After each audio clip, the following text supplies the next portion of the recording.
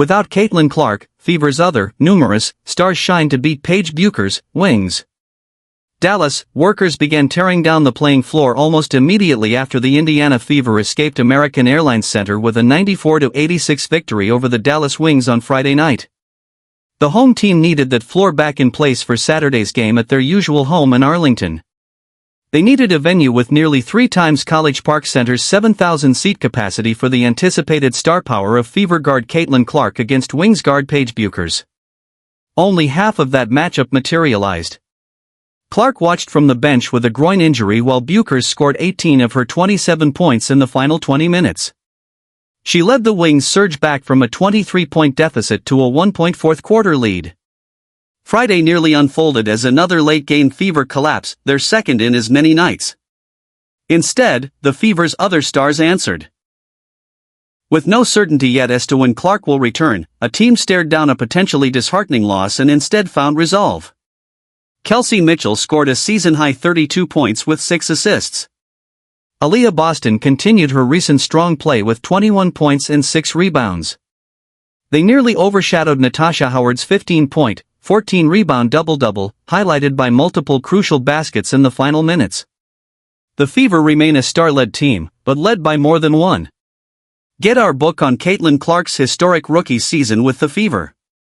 We saw more attention to detail at various points, Coach Stephanie White said. We didn't see it for 40 minutes. But on the second half of a back-to-back, sometimes that's to be expected.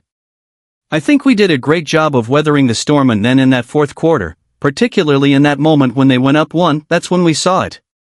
Where it all, almost, went wrong. This could have been, perhaps should have been.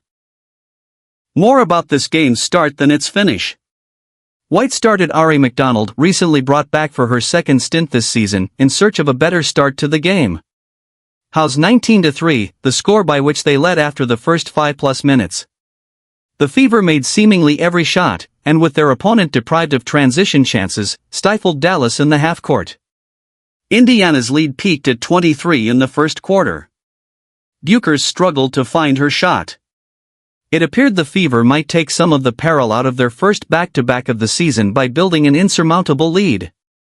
Even as the Fever kept up that torrid shooting, they began to leak points in other areas. Bueckers stole the ball in the final seconds and chucked up a 3 from barely inside half-court, which beat the buzzer. That previously imposing lead dwindled to 13 at halftime. The Wings, playing in front of a franchise-record crowd, kept coming. They did not take a lead, however, until J.J. Quinterly's conventional 3-point play with 5:29 to play. Dallas led 80-79, and it all had to seem very familiar to a Fever team which blew an 8-point lead entering the fourth quarter against LA on Thursday. Pros who have won met the moment. Dallas expended considerable energy during that comeback. Yet the game trend did not exactly favor a Fever team playing its second game in 24 hours, with a late-night flight in between. A big gut check summoned some big plays. Down 1 now, Mitchell answered with a 3 at the other end. Over the next 109 seconds, she and Howard combined for 12 points and 3 assists to each other. That flourish flipped a game on the brink of disaster to a 91-82 lead with 2:11 to play. Mitchell had not scored in the fourth quarter before the three-pointer which erased the Wings' only lead. Her playmaking, though, had been integral to that emphatic start and the uber-efficient offense which carried into the third quarter. She also took the lead on the defensive assignment against Bueckers. After the game, Wings coach Chris Cocklanes admitted the Fever's physicality bothered his team. In large part, that stemmed from Howard and Boston, who helped set that tone around the rim with 13 first-half points. Howard capped the 12-2 run with a back-breaking and one-leaner. By then she had already secured her third double-double all in the past 2.5 weeks. Tasha's a pro, and she's done it and she's won, Mitchell said.